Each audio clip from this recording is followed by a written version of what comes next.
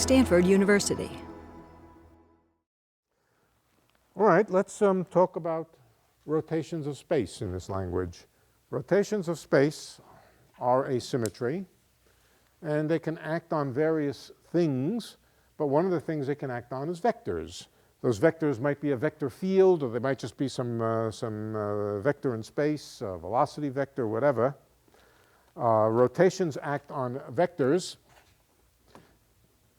and they rotate vectors from one vector to another. No, let's we can put this up.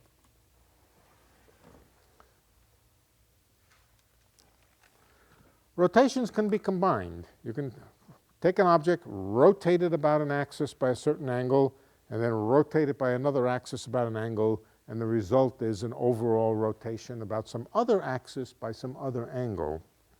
So in an abstract sense, the rotations do form a group. Let's just think about it for a minute. The rotation operations have a group structure. Imagine taking a set of coordinates. Incidentally, how do we parameterize rotations? Rotations can be parameterized as vectors. All right? We won't worry about the fact that rotating by more than, for the moment, by more than 2 pi brings you back to this. So supposing you don't worry about that for a moment. Rotations can be, first of all, they have an axis. They're rotations about an axis. Let's take all rotations to always be right-handed. In other words, rotations right-handed. What happens if we have a rotation which is left-handed?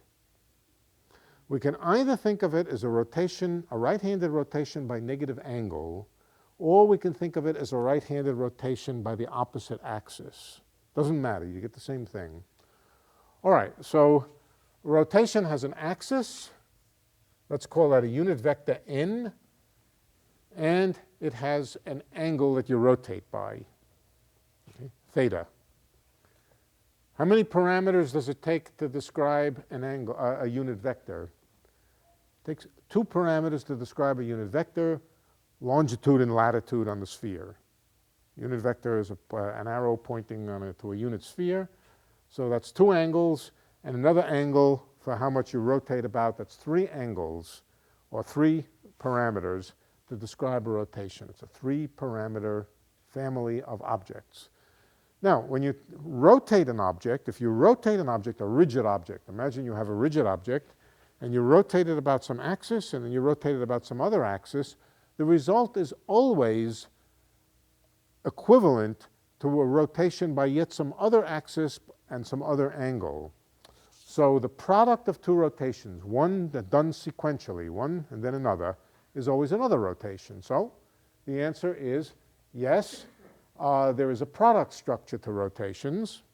Number 1, there is an identity operation for rotations. It's just no rotation at all. There is an inverse. Any rotation about any axis, the inverse of it is just a rotation by the opposite angle about the same axis, or you can, if you like, think of it the same rotation about the opposite axis, but let's not get into that. There's always, for any rotation about any axis, there's always exactly the opposite one which undoes it. So there's an inverse structure. Sorry, there's there's an inverse structure. What else do we need for a group? Associative.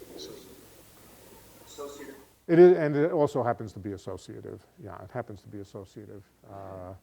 That's a true fact. It's not quite as obvious. Okay, so rotations are a group. Have we failed to say anything about rotations? No. Oh, good. It's non-abelian. This is the fact that a rotation about the x-axis followed by a rotation about the y-axis is not the same as interchanging the 2 orders of rotation. Go home and do that if you haven't done it before. Rotate about the x-axis, then the y-axis, and then do it in the opposite order. You won't get back to the same thing. Yeah. The smaller the rotations are, the closer it is to being abelian. Yes. That's right. These are sequential rotations, not simultaneous? No, sequential, one after another. Yeah, group action is always corresponds to sequential, right. Yeah, right. That is correct. The smaller the rotations, in a certain sense, the closer it is to commuting. But the group is definitely a non-commutative or a non-abelian group. It's our first non-abelian group. Let's talk about its representations. Where we're going, incidentally, is, if we get to it tonight, is the study of color. Color is a symmetry group, and it's represented as a symmetry. The color of, I'm talking now not about the color of your shirt, I'm talking about the color of quarks, the red, green, and blue. It's not up and down, it's not a two-state system, it's a three-state system, and the operations which are interesting are the ones which mix up the different colors of quarks. But so much of physics has that pattern of group symmetries that we need to understand it before we go on. Okay, rotations. Rotations, how do we construct a representation, a matrix representation of rotations? And the easiest way to do it is to take the components of a vector. Let the basic objects be the components of an ordinary vector. Call a vector v, and it has components v, x, y, and z, or vi. Let's call them vi. I can equal 1, 2, and 3, or x, y, and z, and so forth. Now, when you rotate, you can either think of rotating the axes or rotating physically the vector about some direction. Of course, the components vx and vy and vz change, and they change by being multiplied by a rotation matrix. All right, so for every rotation about any angle, about any axis, there is a rotation matrix. The rotation matrix depends on the angle of rotation and the axis, and it is a matrix, Ij. How do you find the new resulting set of components? You multiply the matrix by Vj, and you get, let's call it V prime I. Again, summed over J. This is matrix times vector gives transformed vector. Okay. All right.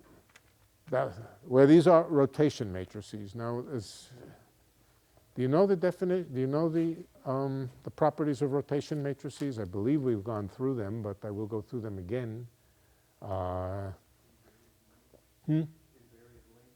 Invariant length. Yeah, let's just see what that says.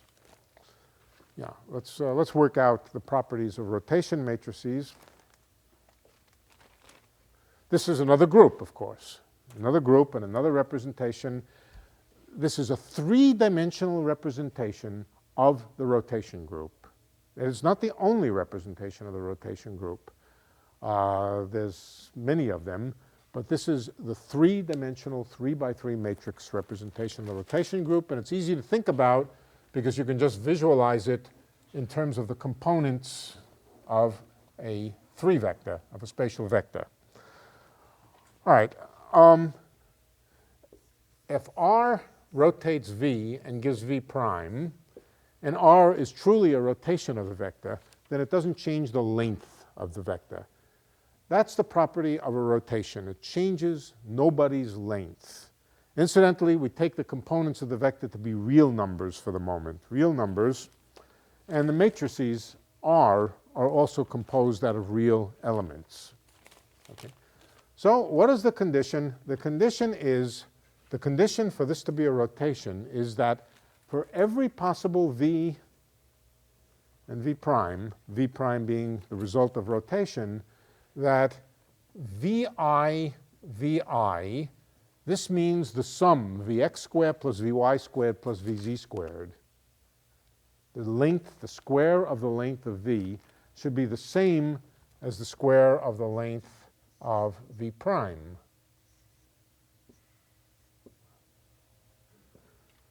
Let's work that out. Let's see what that says. We can work that out in detail.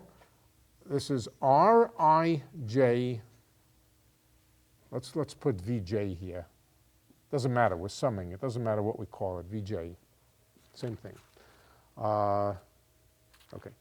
Rij Vj is equal to V prime I, right? Oh, I don't know, maybe I wanted I here. Doesn't matter. This is V prime I, right? Let's write the same equation again. Rik Vk equals V prime I. I've changed, this dummy index, the summation index, I don't want to conflate with this one here. But this one is the same as this one. Now what I want to do is I want to form V prime I, V prime I. So I want to multiply this by this and sum over I. And what will I get? I will get V prime I equals Rij Vj, Rik Vk, with every repeated index summed over. Okay. Or equivalently, just to write it a little differently, Rij Rik Vj Vk. This should be the same as what? This should be the same as Vi Vi.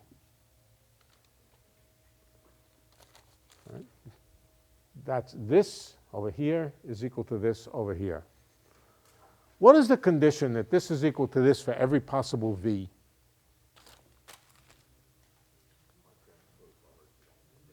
Right. All right, let's write it in two steps. It is that Rij Rik is equal to delta Jk. In other words, if this were true, that Rij Rik summed over I was the Kronecker delta, then it would tell you to set j equal to k, and this would just become V squared. So that's the condition for a rotation matrix, and it can be written in a different way. It can be written that the transpose R times its transpose is equal to 1. This is the unit operator, and this is the representation for R times its transpose. So a rotation matrix satisfies, let's write it over here, that R transpose times R is equal to 1. Does everybody remember what transpose is? Transpose is just interchanging rows and columns. R transpose R is equal to 1. And now actually we immediately now know what the inverse of any rotation matrix is. It's just a transpose. Okay? The rotation group has this property, and that's basically its defining property. That's the defining property of the matrices, of rotation matrices. If you construct for every rotation such a matrix, and you multiply the matrices, you will find the matrix representation of the multiplication table of rotations.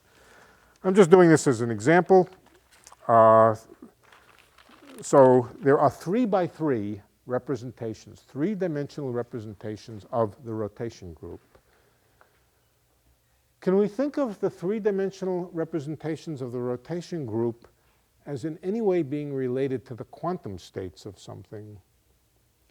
Well, we've studied spin. Spin describes the angular momentum of a particle and so forth, and you can rotate the spin of a particle. You can take a particle and you can rotate it. You can put it in a magnetic field, rotate the magnetic field, and it'll mix up the states.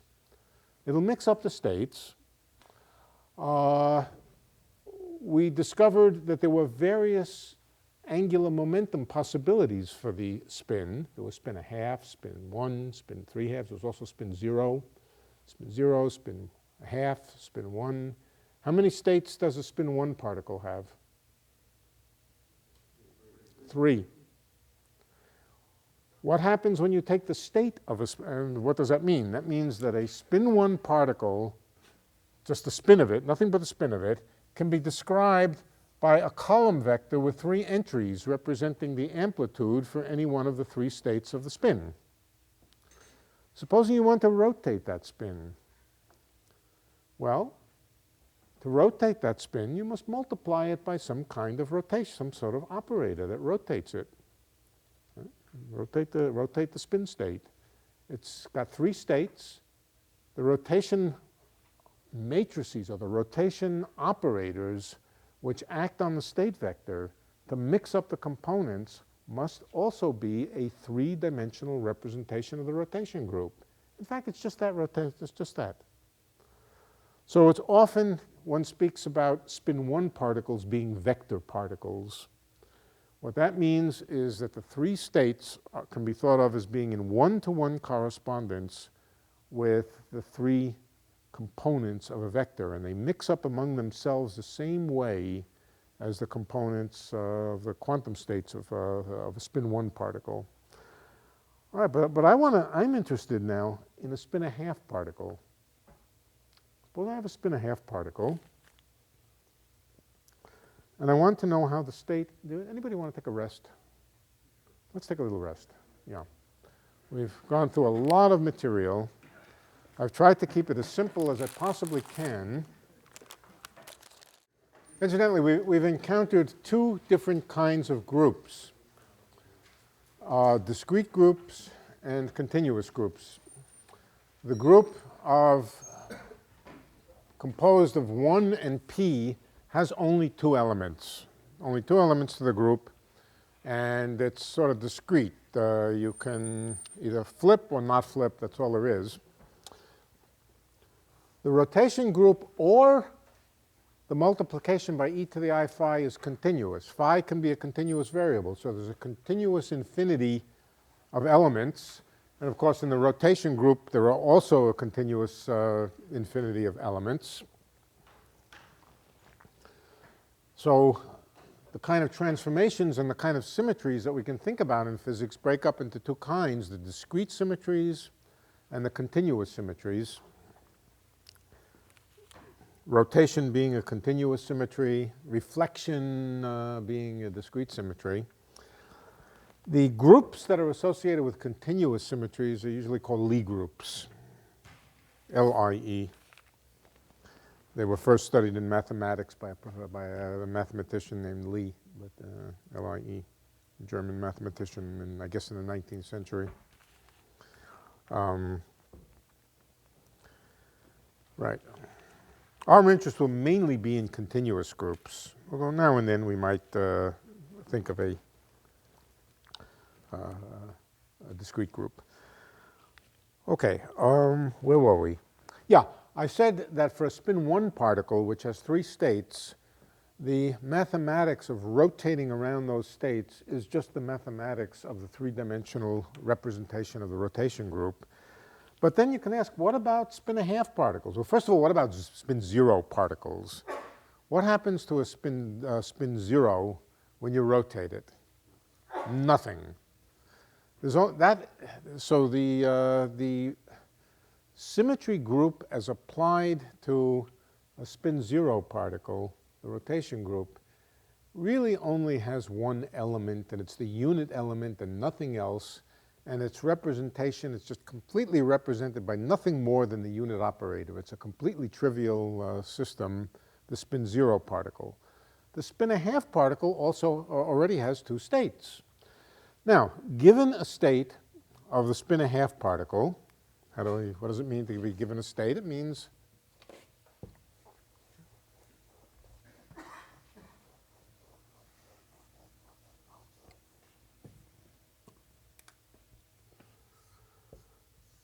one, 0, that's to be identified with up, and 0, 1 is to be identified with down, and a general quantum state has a complex number here. Let's call it alpha 1 and alpha 2. 2 complex numbers. What do we specify about them? We specify nothing more than that the sums of the squared magnitude of them, alpha 1 star alpha 1 plus alpha 2 star alpha 2, should be equal to 1. That's all. Other than that, It's free to choose alpha 1 and alpha 2. If we choose alpha 1 equal 1 and alpha 2 equal to 0, then we are talking about a spin pointing in the up direction. Now, up, of course, is relative to some definition of an axis, but let's pick our axis, vertical, z-axis. Then this state represents an up spin. This state represents a down spin. And in general, this combination here represents a spin state in some direction, a spin oriented in some direction, which is determined by alpha 1 and alpha 2. Now, we're not going to do the algebra of figuring all that out, but we can ask, what if we take a given spin state, alpha 1 and alpha 2, and we rotate it? Or do we just rotate our coordinates? Or we physically rotate all the spin states? All right. We physically rotate the spin to another axis, or just whatever the configuration was, we rotate it. What do we get? Well, we have to operate on this to get something new. Alpha 1 prime, alpha 2 prime. What do we operate on? States. To get new states, we operate with operators or with matrices again. Matrices in the matrix representation. So this is going to be some element, let's call it U, U11, U12, U21, U22. Okay. Every rotation can be represented as a 2x2 matrix acting on spinners, on half-spin states. Let's see what the properties of such a matrix. Now, this is just another representation of the rotation group, and it's a 2x2 representation.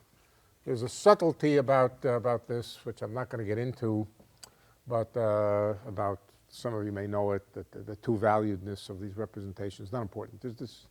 This is going to represent a rotation of the components of a spinner, of a half-spin particle, when you rotate the directions of space.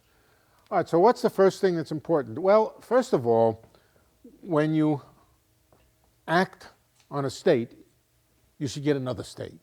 If a state is characterized by the sums of the squares of the elements being equal to 1, all right, what does that mean? That means alpha 1 star alpha 1 plus alpha 2 star alpha 2 equals 1.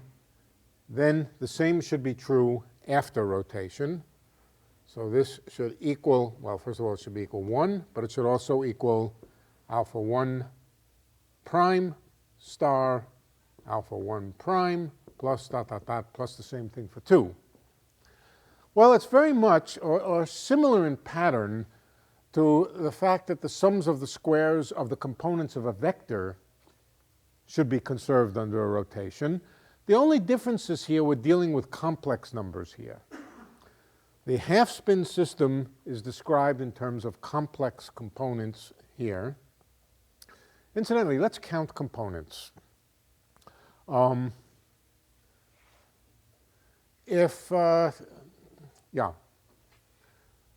many components does it take to pick a direction?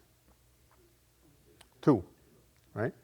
How many independent components are there here? 4. 4.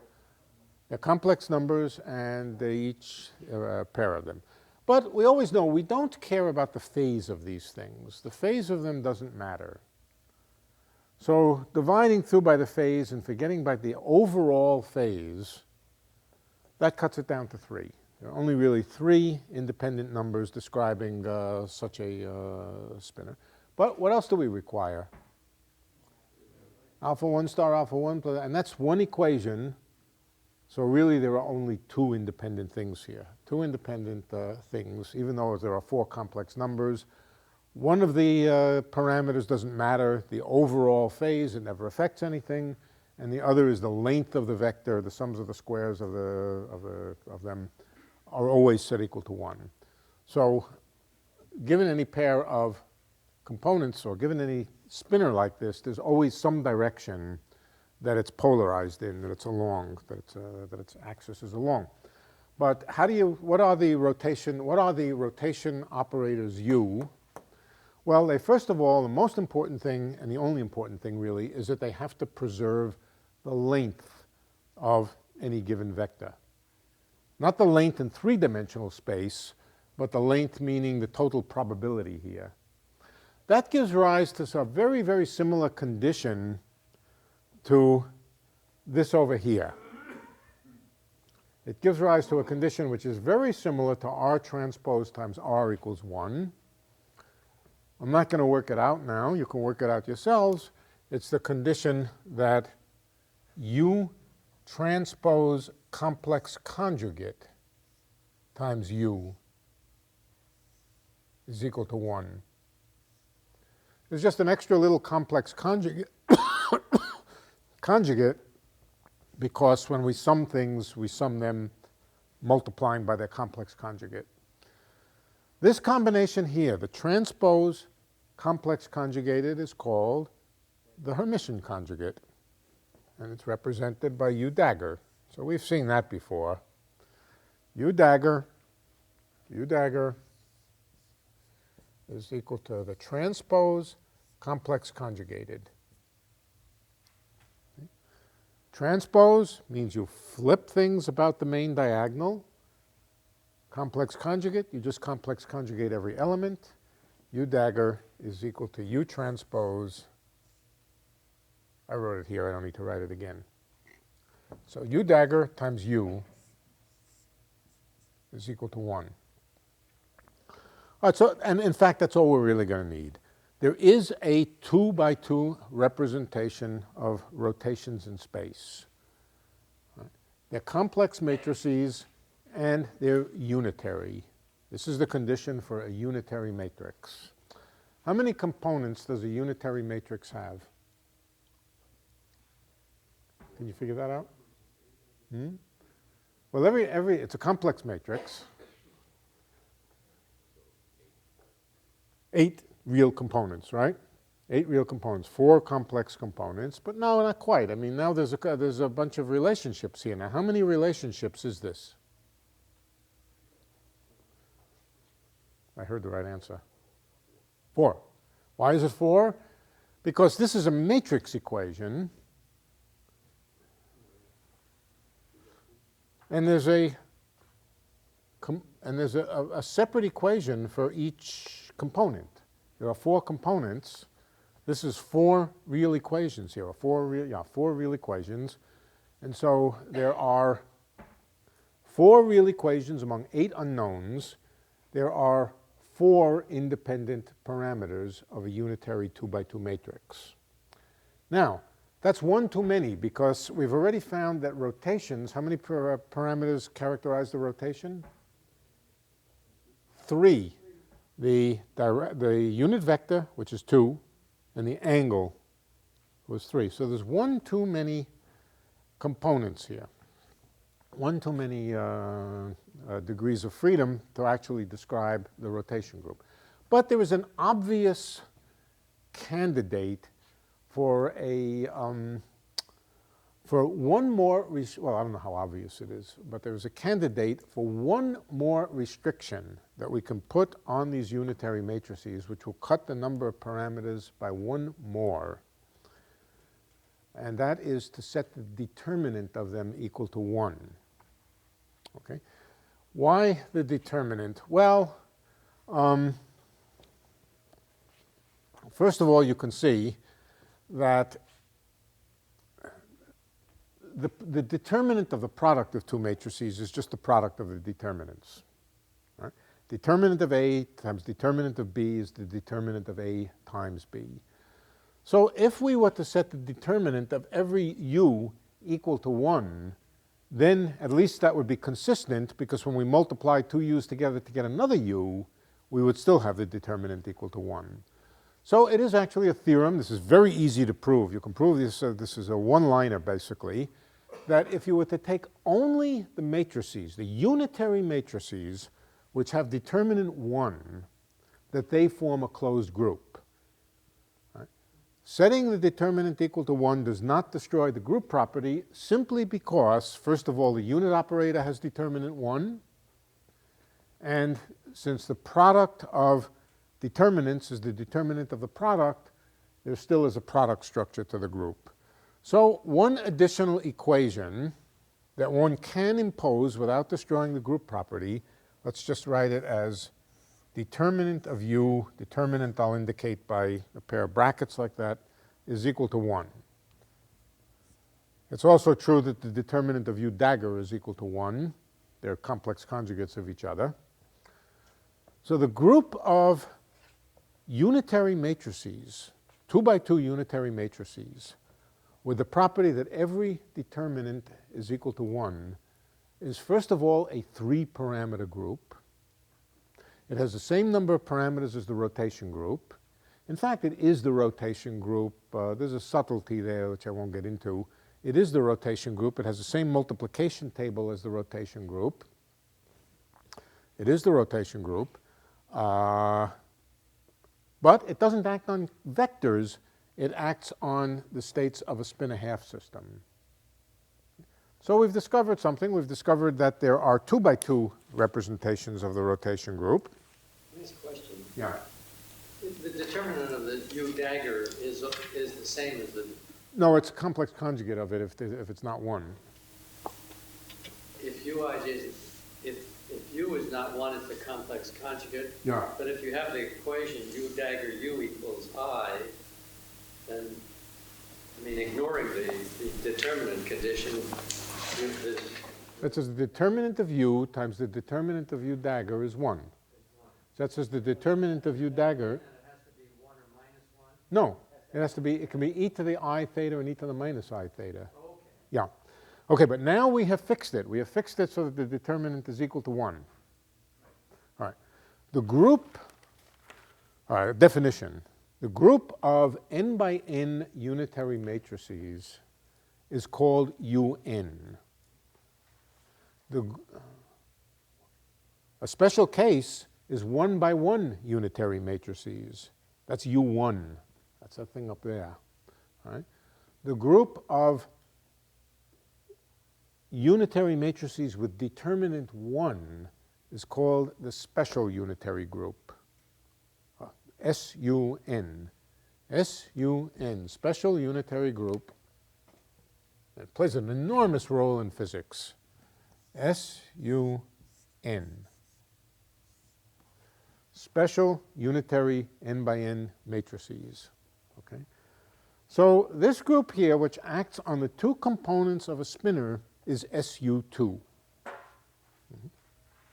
That's SU2. Let's go one step further before we turn to quarks.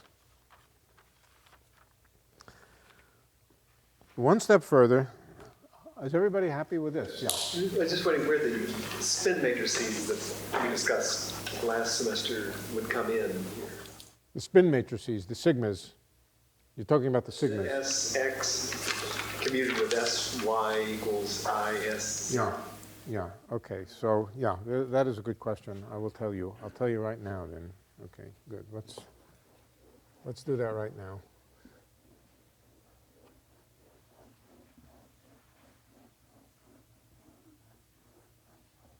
Right.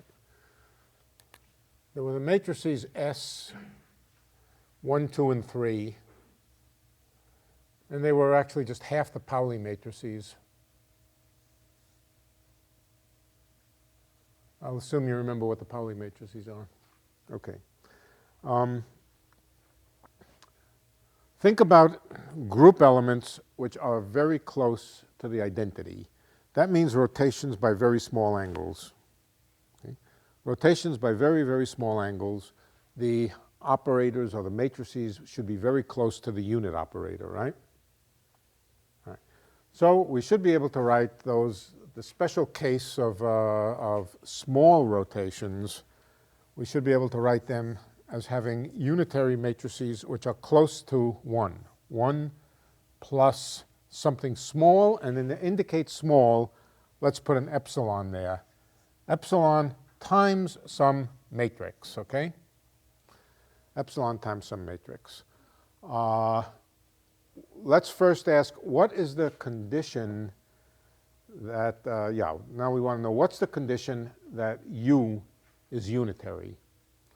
All right, so let's find out. Let's multiply U times U dagger. U dagger, this is not V, this is U dagger. Let's multiply it by U dagger. 1 plus epsilon M dagger. The Hermitian conjugate of 1 is just 1. I'm taking epsilon, well, let's see, we'll take epsilon to be real for the moment. Let it be. It's just a small number. It's just a small number to indicate smallness. Anything complex can go into these m's here. And this is going to be 1 plus M dagger. And this should be equal to 1. All right, when we multiply this out, I'll only keep things to linear order in epsilon. We're going to drop things to quadratic order in epsilon. And that says that epsilon M plus M dagger is equal to 0. We have 1 times 1 over here, which cancels this 1. Quadratic things we don't care about. We have epsilon M plus M dagger is equal to 0, since the 1's canceled. In other words, what it says is that whatever M is, it should be minus its Hermitian conjugate. Okay? Now, this is called anti-Hermitian. A thing which has this property is called anti-Hermitian. Can we make something Hermitian out of something that's anti-Hermitian? Just multiply it by I. Let's think about putting an I in here. Let's go from the beginning and put an I in here. What do we do over here? Minus I. Hermitian conjugation always involves complex conjugation, among other things. If we did that, then we would get M minus M dagger equals 0 because of this relative minus sign. And then we would find that M equals M dagger. In other words, if we incorporated an I into the definition here, then M would be Hermitian. M is a Hermitian 2 by 2 matrix, right? It's a Hermitian 2 by 2 matrix. How many Hermitian 2 by 2 matrices are there? How do you make a Hermitian 2 by 2 matrix? Oh, something else. What about the determinant? What's the condition that the determinant is equal to 1? This is a little trickier. Yeah, what is the condition? Oh, I know. Okay, yeah. Let's just write this in the following way. It's 1 plus I epsilon M minus M dagger, and then order epsilon squared. So let's forget order epsilon squared. This is the determinant of 1 plus a small matrix. Do you know what the determinant of 1 plus a small matrix is? Anybody know?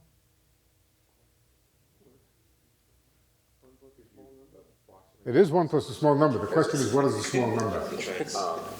E to something? Could you approximate Well, that? you could do that. It's easier than that, though. Yeah, let's look at it. Let's do it. 1, 1, and then a small matrix plus M1 plus M11 plus M12,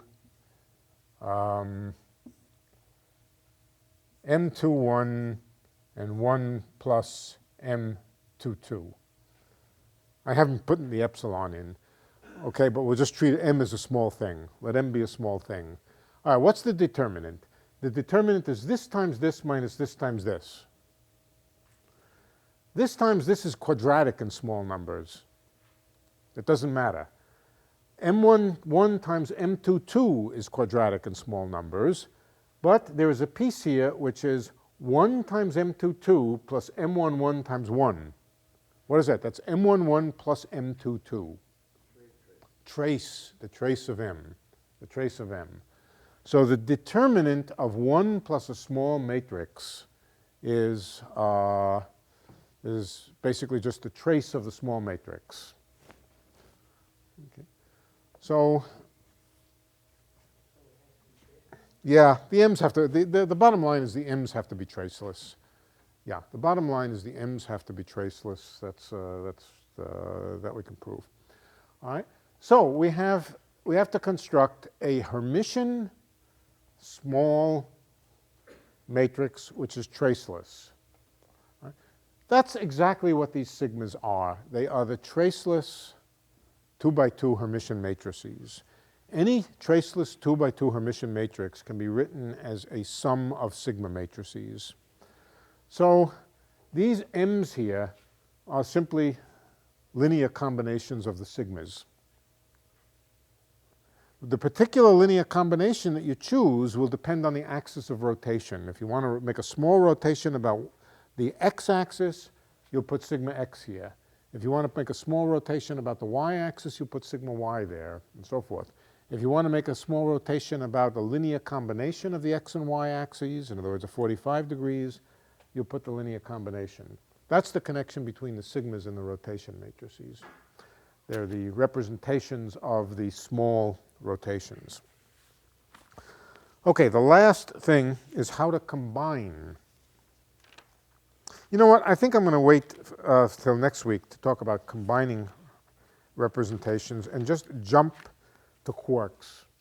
Let's get off the mathematics for a moment or two. We only have a moment or two. So let's talk about quarks.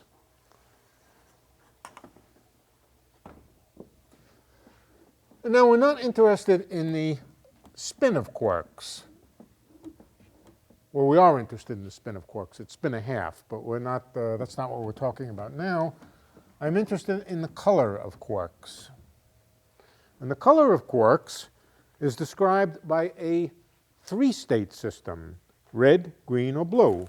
So if I had a single quark, that quark could be in one of three states. Just as a spin could be in one of two states, the quark color can either be red, green, or blue. And so we could describe the state of a quark by three entries. The three entries will correspond to red, green, and blue. But, you know, an alpha 1, an alpha 2, an alpha 3. And the squares of alphas will just be the probability that it's a red quark, a green quark, or a blue quark. And what are the possible symmetries? Oh, and another thing we can say, let me just go one step further and say we could also think of the three fields: the field operator for a red quark, the field operator for a green quark, and the field operator for a blue quark, and assemble them also in a vector like this. What kind of symmetries can we imagine among the three quarks? We can imagine, first of all, certain discrete symmetries. We can imagine the discrete symmetries which interchange them, interchange red and green, or interchange green and blue, or so forth. But we can imagine a larger family that includes that. Incidentally, these rotation matrices here happen to include the matrix 1, 1. This matrix here is a special unitary matrix. So among these rotation matrices is a matrix which interchanges up and down. This means that the interchange group is a subgroup of the full rotation group. Happens to be a rotation group. Yeah, determinant though?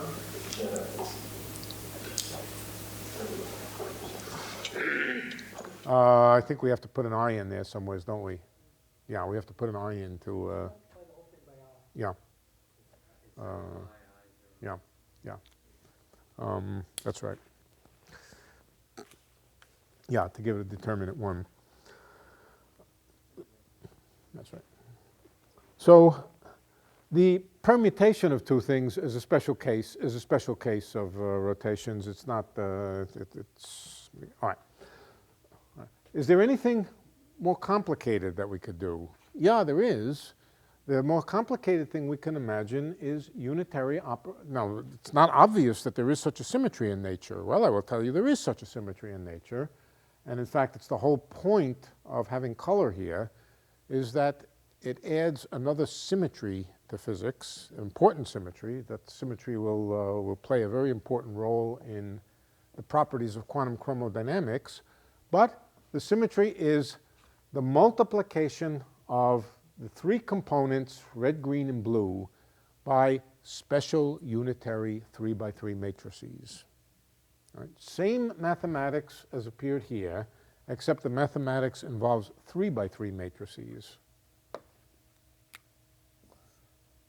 I won't fill in all the components, but it's U11 dot dot dot dot dot dot dot dot dot 3x3 matrices. Special unitary matrices, determinant 1 again. The special, that's called SU3. This is the group SU3.